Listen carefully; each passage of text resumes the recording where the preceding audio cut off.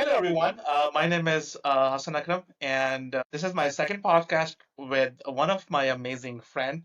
Her name is Erum Rizvi. She's a mentor, she's a trainer, and she wears a lot of hats. So, without wasting further time, I'll let her introduce herself in detail, and we can take from there. So, Erum, welcome to the show, first of all, and I want you to introduce yourself to my audience, please. Right, Hassan, thank you so much for inviting. I'm so excited to be here today.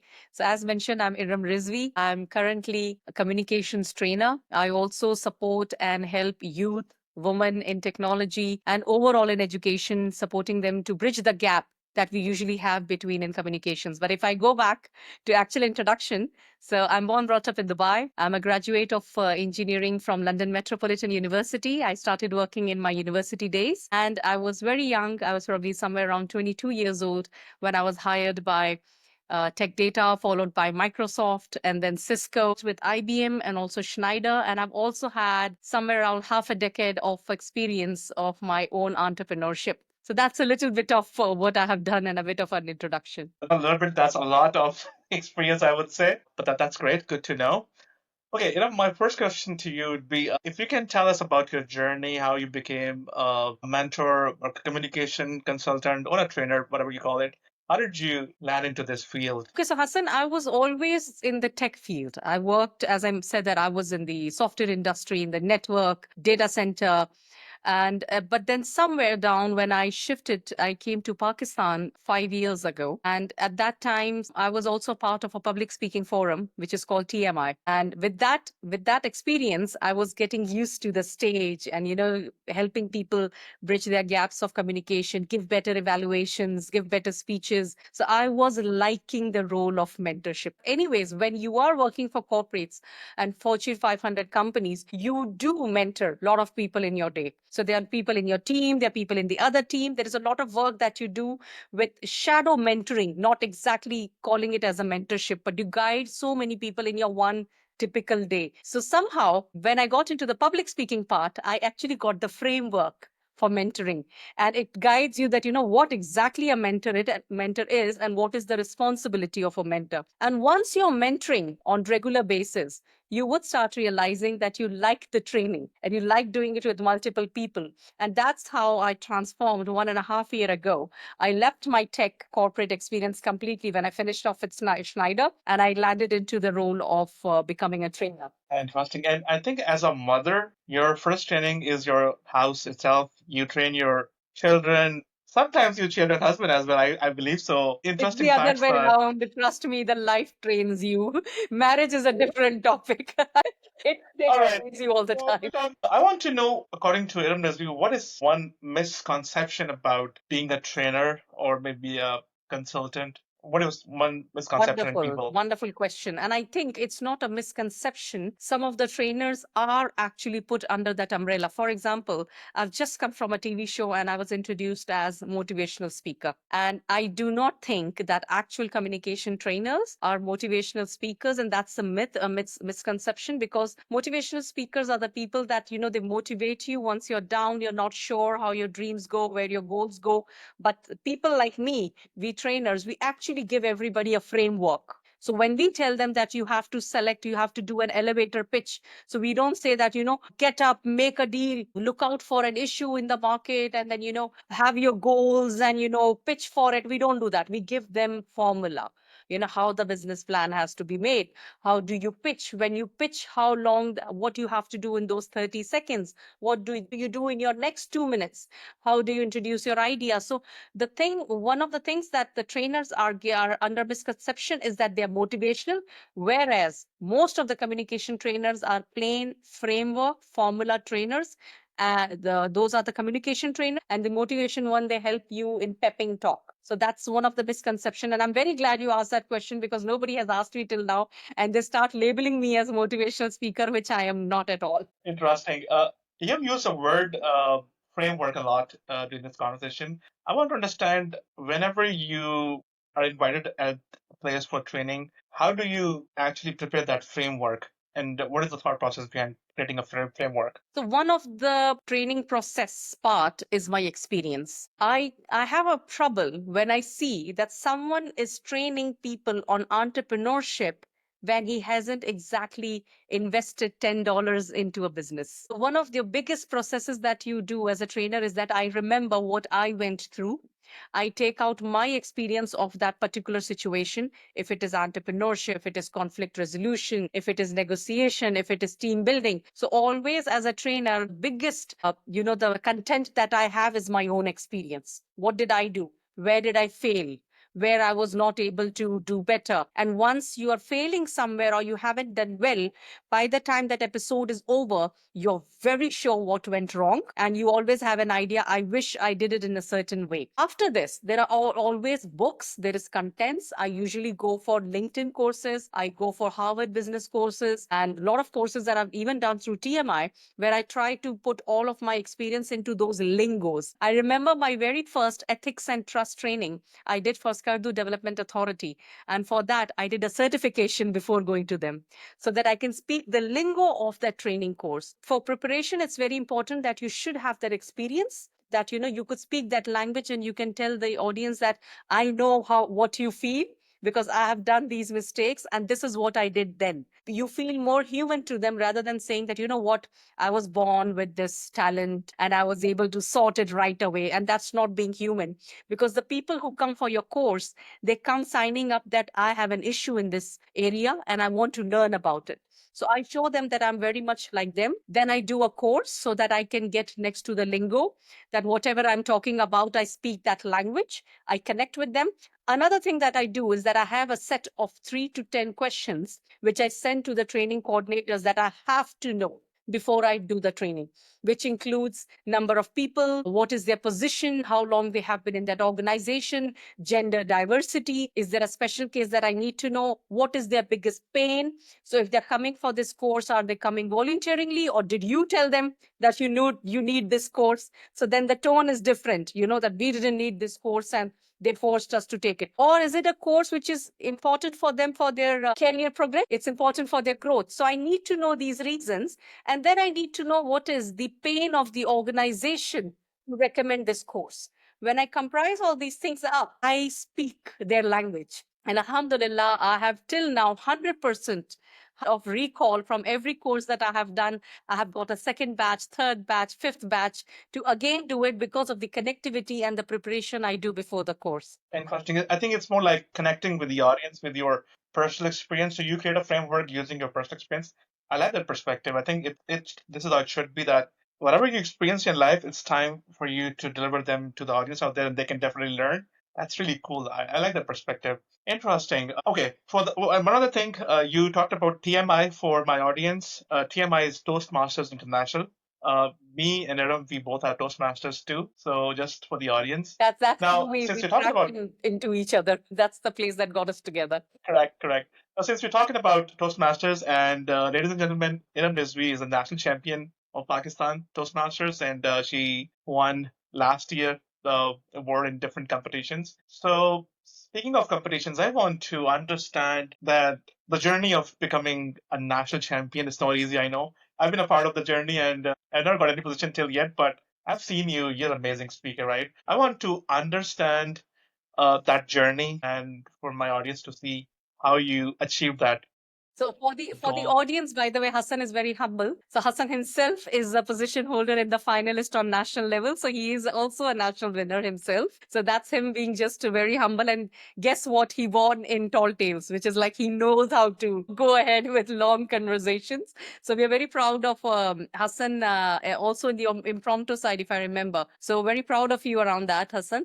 So the journey started around 5 years, almost now 6 years ago, Dubai in District 105. So in Toastmasters, we have these districts, couple of countries come together until we form certain number of clubs, and then we have competitions over there. And on the very first year of mine, I went to third level of competition, and that gave me so much of confidence because within that time frame I suddenly got somewhere like around 7 to 8 mentors, because when I won on the first level and I already had one mentor at that time, when you go to the second level, you get automatically 2 3 more mentors on that area. So it was an area contest. I got 3 4 mentors from the area.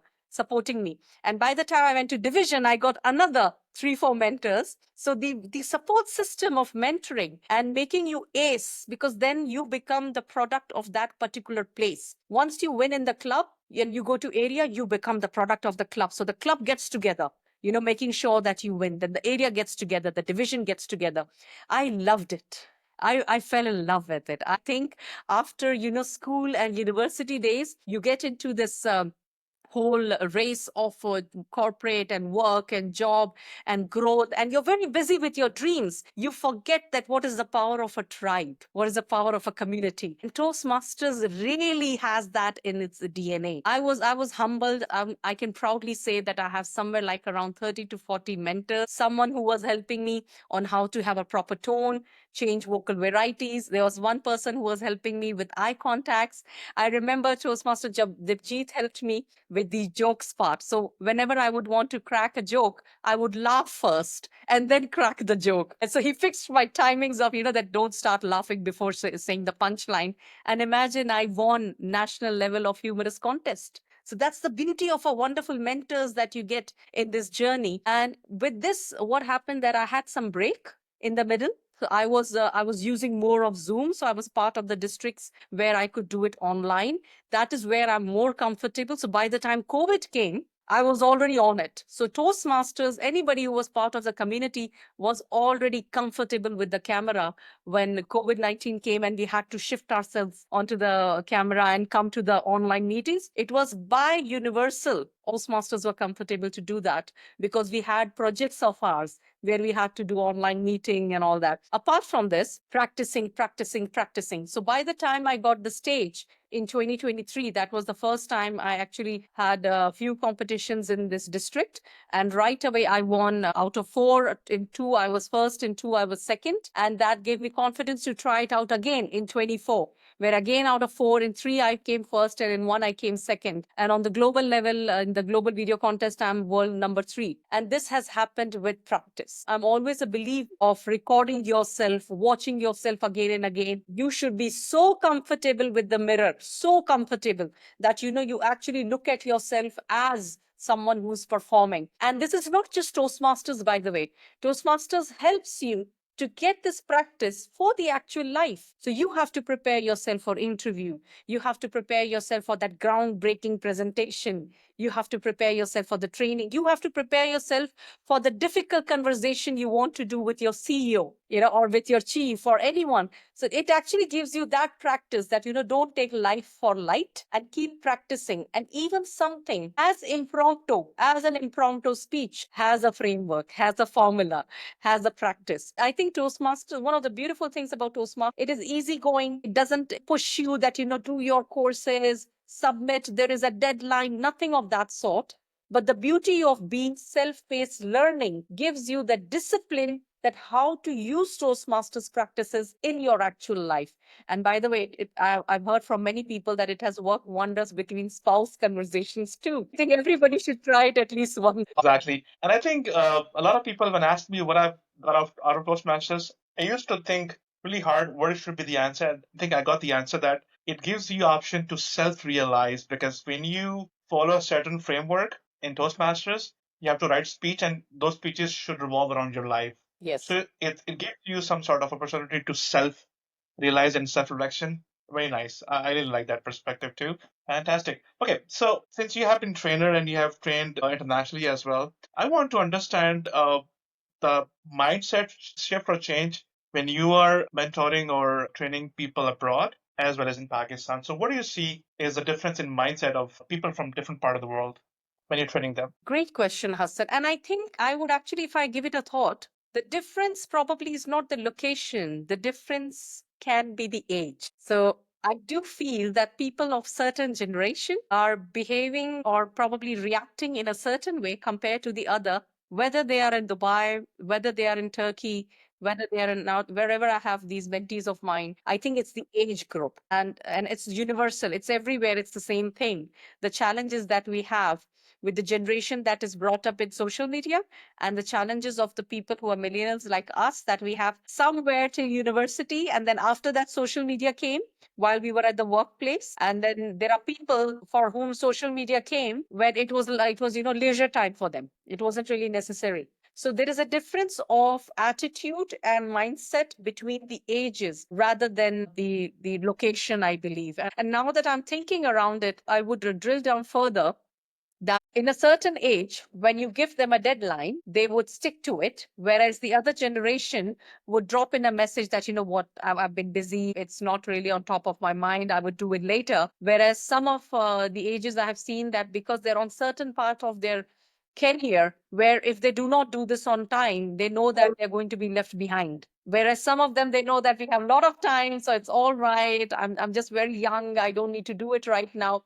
So I have seen that difference. And in fact, you'll be surprised. I have also trained Generation X. Some of my mentees have been much senior than me, and the passion I have seen in them is amazing. Probably something that even that the ripple of it would come on me. That I really want to do the way how they are so passionate about it at this age, because they feel that we are going to get retired in probably a decade. So I need to improve my communication, and I love the passion. I would again say that it's not nationality, it's not location, it's the age. Well, expecting that answer, to be honest. I thought it has got to along with the location and upbringing, but I like this perspective too. Since we're talking about age group, and with age, you have to differentiate your content and train them accordingly. So, how do you ensure, as a trainer, as a leader, that you are spending time on your development and on your learning as well? Because learning never stops. So, how do you make sure that you are also updated to all the basic initial tools and advanced tools as well? And how to ensure you're learning and growing at the same time? So I think that's where the motivation part comes. And if you love something, Hassan, you would put an effort for it. The day I stop learning would be the day that I have taken my work for granted. One of the things that I like about training is that it still gives me jitters. I would get nervous every time when I'm about to step into driving towards, or if I'm picked up, I'm going towards the venue, I would have a lot of thoughts that, okay, Ram, you can do it. And I would do my typical exercises that I do to calm my nervous system down. And I feel that the day that all of these things would be gone would be the day that I think that it's no big deal. I do this every single day. So even though, for example, I train defense, and for me, it's been the 12th batch that I'm doing, every single time I'll be nervous. And that's because I prepare for it. If you're nervous, if you are anxious in a good way, that you're about to go for this interview, you will prepare. You will always prepare. And that is my cue to myself that if I stop preparing, this means my heart is not towards it. And the best part about training is that there is a lot of human element. You're not sure what kind of audience you would get. It might be the same batch, the same age, but a very different people coming from a different station, which they might be having more challenges and they might not connect with me well. So I have to put the same effort that I have put with the first batch, so that that I get that relationship with them. For that, I keep studying. For every single course that I deliver, I do preparation. Every single course that I do, I either lose out on my sleep, I either study on the way, I listen to a lot of audios, I sit down and do courses, I have a lot of my material written, and I will prepare. If I do not, as I said, that is an alarm to myself that, Iram, you're not finding passion in this anymore. This is just like marriage, Hassan. It's like, once you get that person, and it's like, now I don't need to go on dates. Now I don't need to take flowers. You put an effort because you don't want to take that other person for granted. And so is your passion.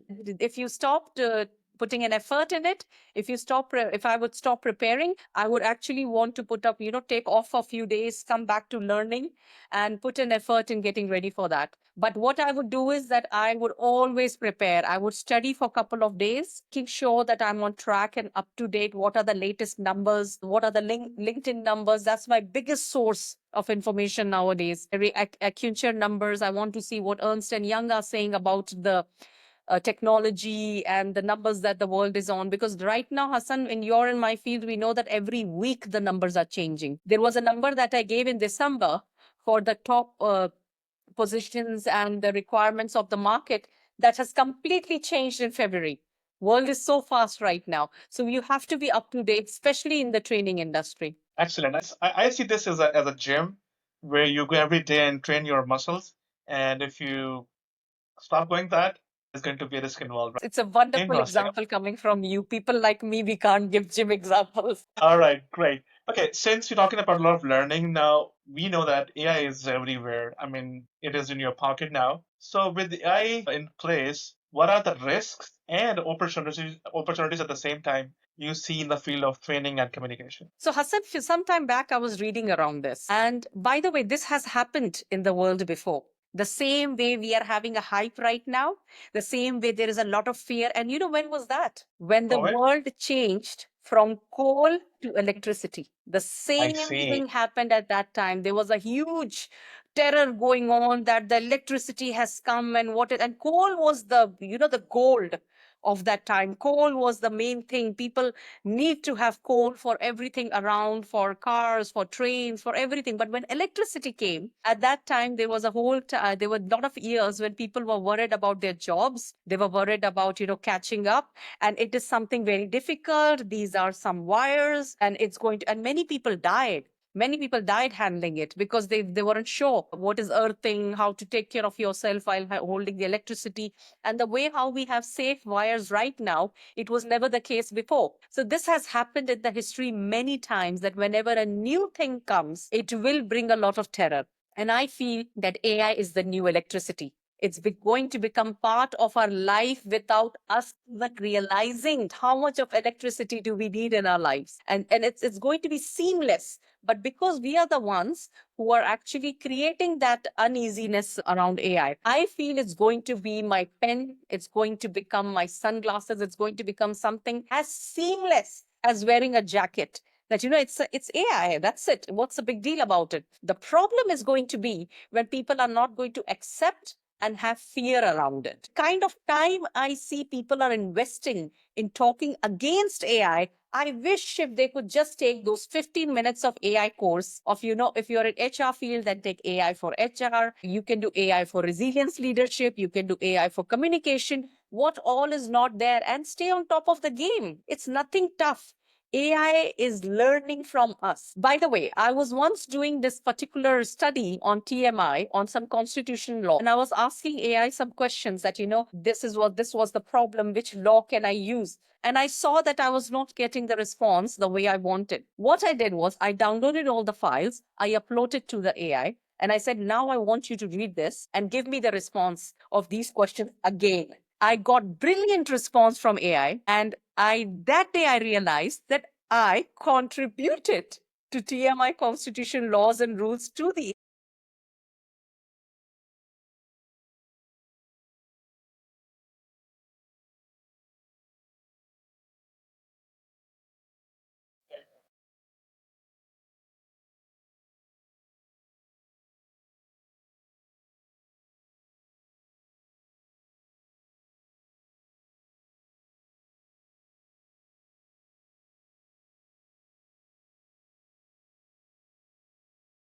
laptop. What all do you have gadgets, right? So it will feel seamless. And I don't think we need to fear. And I pray that people start realizing it, that instead of fearing, just shake hands. It's not going to give you a current. You're exactly spot on about that. I think it's more like a change management thing.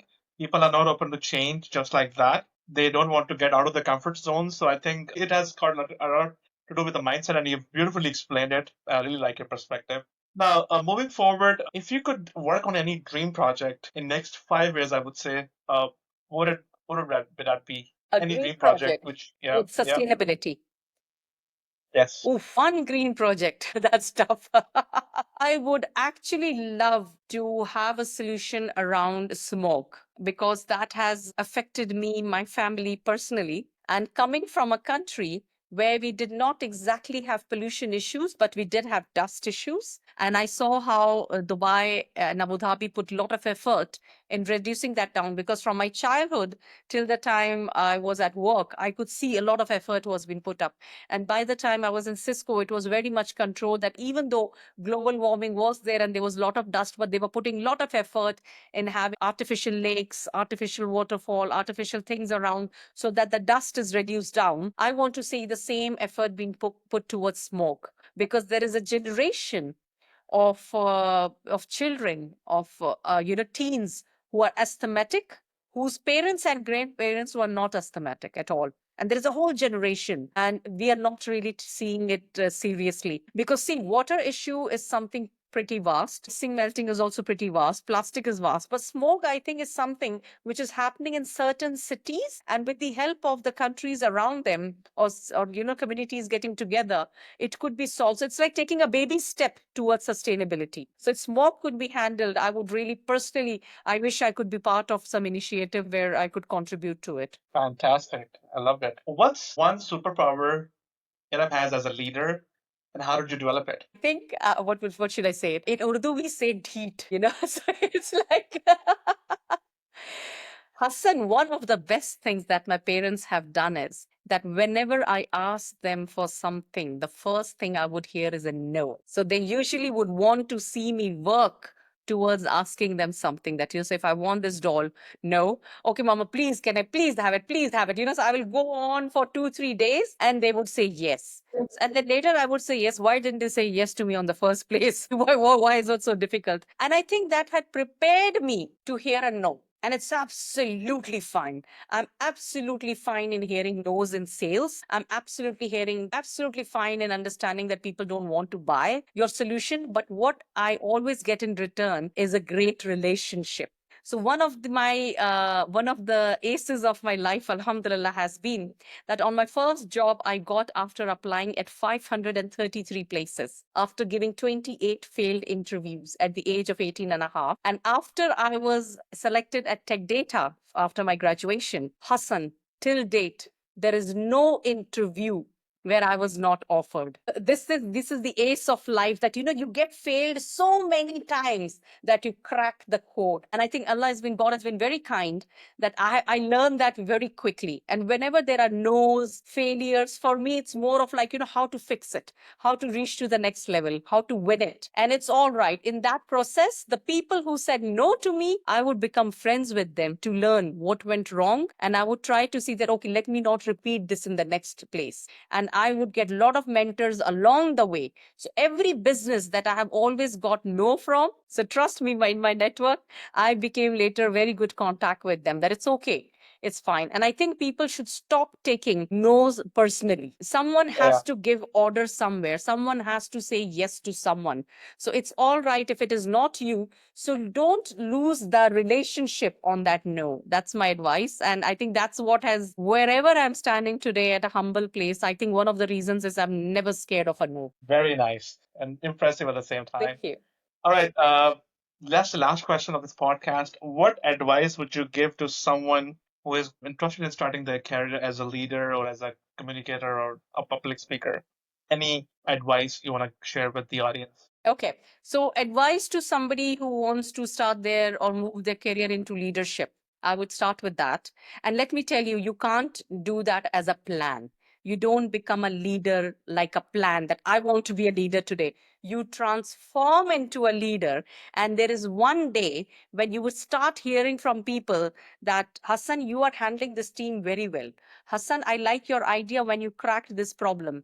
Hassan, I like the way you handle the conflict resolution. That's when it starts hitting you. I have become a leader, because we are supposed to be a leader from day one. When we realize what is professional and personal life, you become a leader that day. Your 10-year-old child is a leader in somewhere or the other. But for the organization, when you plan, you transform into one in your performance. So give your best in your performance. Always think of the team. Always think of the bigger picture. If you're selfish, you're never going to transform as a leader. And even if you become a leader, you will be a leader that, we all know, we know someone or the other that we don't like, and they're pretty toxic and selfish. So those are those kind of leader. But I would say perform best in your capacity. Always think of the bigger people, the bigger group, the bigger, tribe of yours, and always think of the organization. And you will see that once you have a wider perspective, apart from just your number, just your performance, that's when you're transforming yourself into a leader. That's my advice for leaders. For public speaking, communication, better speaker, it's a gym. It is something that you need to start doing little by little, but you have to do with consistency. Just like if you go to gym once in a week, it's not going to make a difference. Or you go once in a month, you thought of going, it's not going to make a difference. Communication is the same thing. Skill is the same thing. Learning a language is the same thing. Life is about consistency. So whatever you want to do, try to promise yourself that, you know what, next 6 months, I'm committing myself to public speaking. Do it every single week. And 6 months later, it is going to be different. So, whatever you want to do in life, whether it's being a leader, whether it's being a professional speaker, whether it's being a better communicator, commit yourself to a time frame. And just where, like just focus on it and promise yourself 1 year, I'm going to focus on this. And I assure you, you are going to be better in that from the other people. So that's my advice, and I hope it's helpful. I think it's super helpful. Orientation and at the same time focus is the key. Thank you so much, Erum, for coming to my show. It was lovely talking to you, and I thoroughly enjoyed the podcast. And if you would like to share your LinkedIn name with the audience so that they can connect with you and uh, maybe approach you for training and other purposes, what's your LinkedIn handle? Okay, so that's Erum Rizvi, ERUMRIZVI.